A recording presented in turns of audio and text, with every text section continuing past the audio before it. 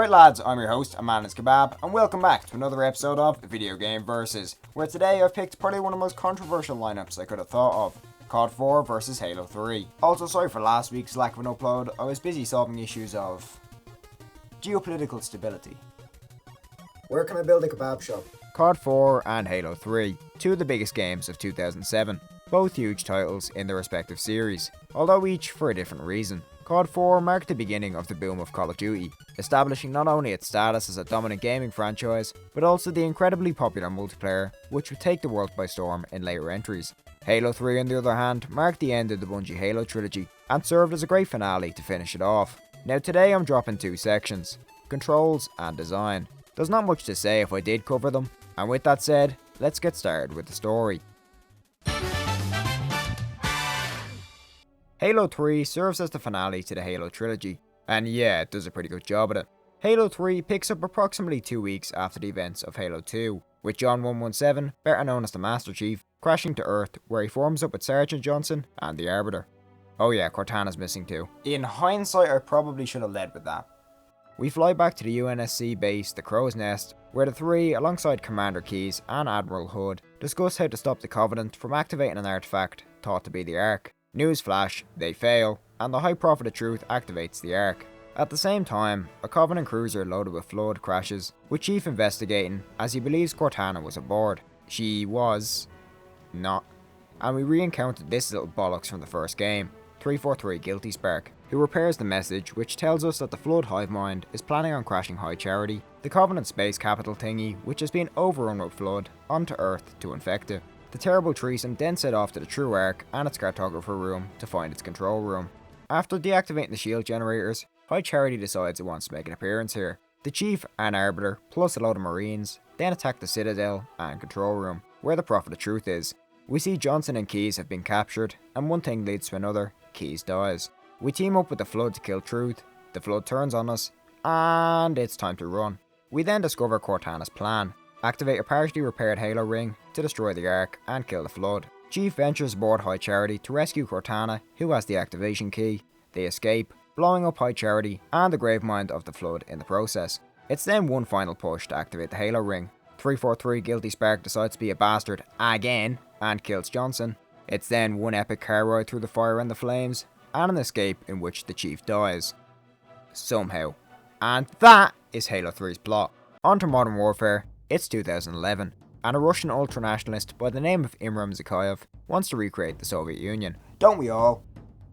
Knowing how the US of A doesn't like communists, he funds a war in the Middle East to distract the Americans with all the juicy oil.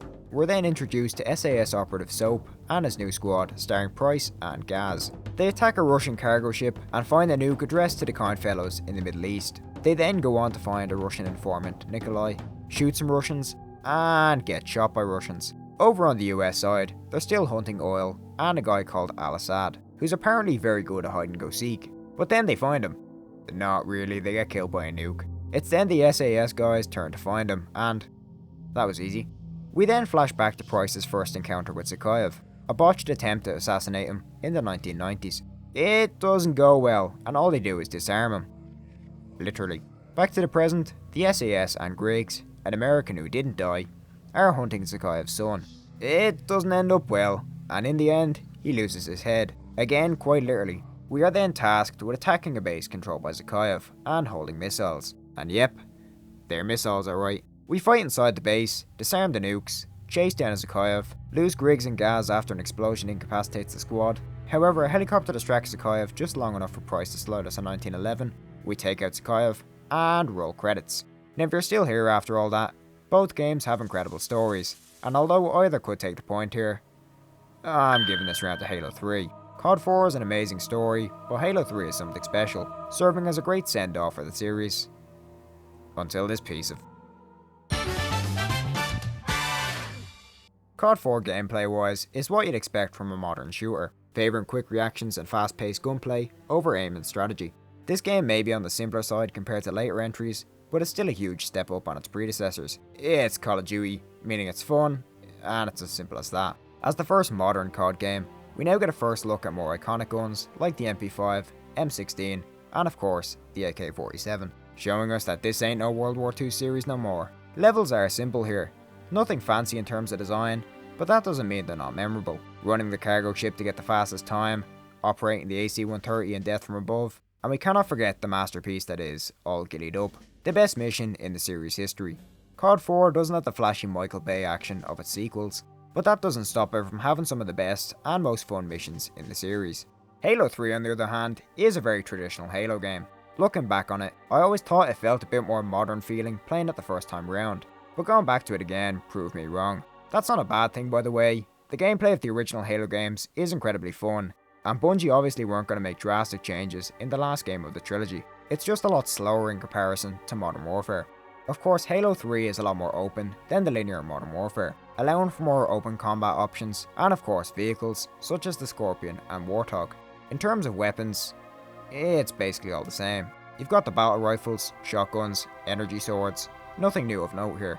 The levels in Halo 3 are of course all great. That's one thing Halo rarely gets wrong. Some of my personal favourites being the Storm with the huge Scarab, and of course the final level with the Warthog escape. My problem with these levels is there's only 10, all of which can be completed in less than half an hour, making this campaign pretty short, and most of these aren't nearly as iconic as Modern Warfare's in my opinion. This round goes to Modern Warfare. Although Halo 3 is great, the fresher gameplay and better levels, in my opinion, give it the slight edge here. For both of these games, I'm going to move over to the remasters for multiplayer, as both have basically non-existent player bases on older platforms. Multiplayer in COD 4 is your classic COD multiplayer, although a bit more bare bones than its follow-ups. COD 4 of course revolutionised the multiplayer of the series, speeding up gameplay and most notably introducing both create class and kill streaks, neither of which are that complicated. As I said, this was the series first. There's only 3 kill streaks here: the UAV, airstrike and attack helicopter, all pretty self-explanatory, and of course the create class lets you use any combination of weapons, equipment and perks. However, due to the imbalanced nature of this game, all you're ever going to use is the M16 and Juggernaut. Notable maps here are Shipment, which is just chaos, Crash, and Block, my personal favourite. Of course series staple modes are introduced: Free For All, Team Deathmatch, Domination, alongside Prestige and Gold weapons. However, in comparison to later games, it's a bit lacking. Halo 3 on the other hand, by god is this incredibly fun. This game is Halo multiplayer at its finest. In contrast with COD, firefights here are a lot longer, as you have to break down an enemy shield in order to kill them. Speaking of killing, we've got the same vehicles and weapons from the campaign here. Series staple modes are here like Slayer, Free For All, Capture the Flag, and can be played with up to 16 people. Of course we have maps like Last Resort, Sand Trap, and Valhalla, all of which are more open and diverse than COD's, filled with plenty of pickups and items. Halo 3 has a much lower time to kill than COD, but still feels as fast paced in my opinion. It takes more skill to master than COD, mainly because it ain't the classic shoot and your foe is dead. Yeah, I'm sorry COD 4, but Halo 3 multiplayer takes the round. It's hard to argue with the sheer amount of fun I had playing it. Okay, let's get this over with. COD 4 has very little when it comes to extra features. Cheats that are received after collecting all intel, which are fun for a short time, and arcade mode. Basically just replaying levels with a score counter and limited lives. Halo 3 isn't much better. Instead of intel, we now have skulls filling a similar role, theatre for watching clips, and the Forge, a map builder. Although simple in nature, this thing was incredible. The amount of machinimas, special game modes, and short stories made in this thing and uploaded to YouTube in the late 2000s was incredible, and at the same time were incredibly popular videos. Simply for the impact of the Forge alone, Halo 3 takes a win here. I think you all know who's going to win this section. Halo 3 was an incredible game, the finale to the Halo trilogy, and the great end to the Master Chief's story, before someone decided to bring him back from the dead. This game was the 360 exclusive, and was one of the cornerstones of the 360's early success. But fuck that, Call of Duty has sold almost 250 million units. The impact COD 4 had, not only on the series, but gaming in general, is still being felt to this day. Although not the popularity explosion that its follow-up was, this game was the first major start to Call of Duty's dominance of the gaming landscape, and is seen as one of the 6 games of the golden era of Call of Duty. Halo 3 is a masterpiece, but COD 4 started a revolution. And even with that, I still give Halo 3 the win. Don't get me wrong, COD 4 is an incredible game, and based on influence alone, would absolutely trump Halo 3. Yeah, however, influence is only 20% of the argument here. Although there may be a slight argument for some aspects here, Halo 3 will always edge this game out, even just slightly. I understand why it's a masterpiece of gaming, and would win the best game of 2007, although I think Galaxy would have something to say about that. And once again, I have angered people with my opinions. Tune in next time as I tackle not Fish, but instead a battle between Mario 64 and Mario Odyssey for the title of best 3D Mario game. Have a good one, lads.